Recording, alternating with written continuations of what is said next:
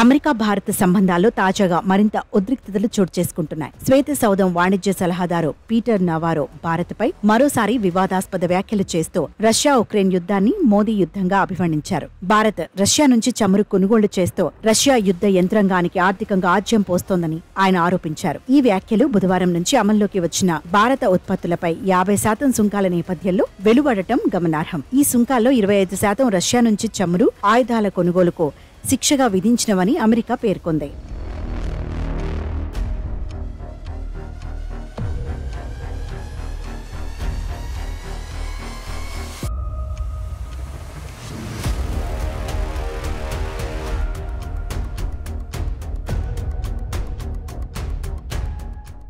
ఓ టీవీకి ఇచ్చిన ఇంటర్వ్యూలో శ్వేత సౌధం వాణిజ్య సలహాదారు పీటర్ నవారో భారత్ రష్యా చమురు కొనుగోళ్లు నిలిపివేస్తే 25% సుంకాలను తక్షణం తొలగిస్తామని స్పష్టం చేశారు. శాంతి స్థాపనకు మార్గం ఢిల్లీ మీదుగా వెళుతుందని, భారత్ తన చర్యలతో అమెరికన్లకు నష్టం కలిగిస్తోందని ఆయన విమర్శించారు. భారత్ చర్యల వల్ల అమెరికాలో వినియోగదారులు, వ్యాపారులు, కార్మికులు నష్టపోతున్నారు. భారత్ విధించే అధిక సుంకాలు అమెరికాలో ఉద్యోగాలు, ఫ్యాక్టరీలు, ఆదాయాన్ని దెబ్బతీస్తున్నాయి. ఇక రష్యాకు చమురు కొనుగోళ్ల ద్వారా అందే డబ్బు ఉక్రెయిన్పై యుద్ధానికి ఇంధనంగా మారుతోంది. ఫలితంగా అమెరికా, ఐరోపా ఉక్రెయిన్కు ఆర్థిక, సైనిక సాయం చేయాల్సి వస్తోందని నవారో ఆగ్రహం వ్యక్తం చేశారు.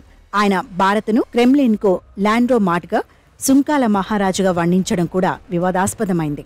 భారత్ తన సార్వభౌమత్వాన్ని సమర్థిస్తూ చమురు కొనుగోళ్లు తమ ఇష్టమని చెప్పడాన్ని ఆయన అహంకారంగా అభివర్ణించారు. ప్రపంచంలోనే అతిపెద్ద ప్రజాస్వామ్య దేశంగా ఉన్న భారత్ ఇతర ప్రజాస్వామ్య దేశాలతో కలిసి నడవాలని, చైనా, రష్యా లాంటి నియంతృత్వ దేశాలతో కాదని ఆయన సూచించారు.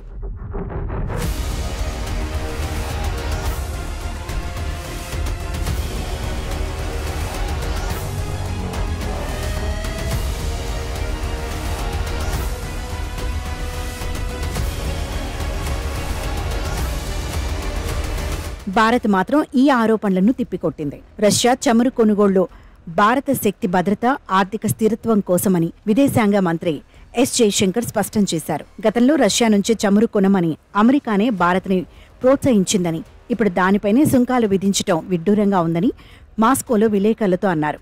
రష్యా చమురు భారత్కు తక్కువ ధరలో లభిస్తుండటం వల్ల దేశంలో ద్రవ్యోల్బణాన్ని నియంత్రించడంలో సహాయపడిందని, ఇది 1.4 బిలియన్ల భారతీయుల శక్తి అవసరాలకు కీలకమని జయశంకర్ వివరించారు. చైనా, రష్యా నుంచి భారత్ కంటే ఎక్కువ చమురు కొంటున్న ఐరోపా కూడా రష్యాతో వాణిజ్యం కొనసాగిస్తున్నా వారిపై సుంకాలు విధించకపోవడాన్ని ఆయన ప్రశ్నించారు. ఇదిలా ఉంటే అమెరికా విధించిన 50% సుంకాలు భారత ఎగుమతులపై తీవ్ర ప్రభావం చూపనున్నాయి. టెక్స్టైల్స్, ఫుట్వేర్ వంటి తక్కువ లాభాల ఉత్పత్తులు అమెరికా మార్కెట్లో అందుబాటులో ఉండకపోవచ్చని నిపుణులు హెచ్చరిస్తున్నారు. అయితే భారత్ తన ఎగుమతులను వైవిధ్యపరచడం ద్వారా ఈ నష్టాన్ని తగ్గించేందుకు ప్రయత్నిస్తోంది. ప్రధానమంత్రి నరేంద్ర మోదీ ఈ సుంకాలను అన్యాయంగా విమర్శిస్తూ రైతులు, చిన్న తరహా పరిశ్రమల ప్రయోజనాలను కాపాడతామని స్పష్టం చేశారు.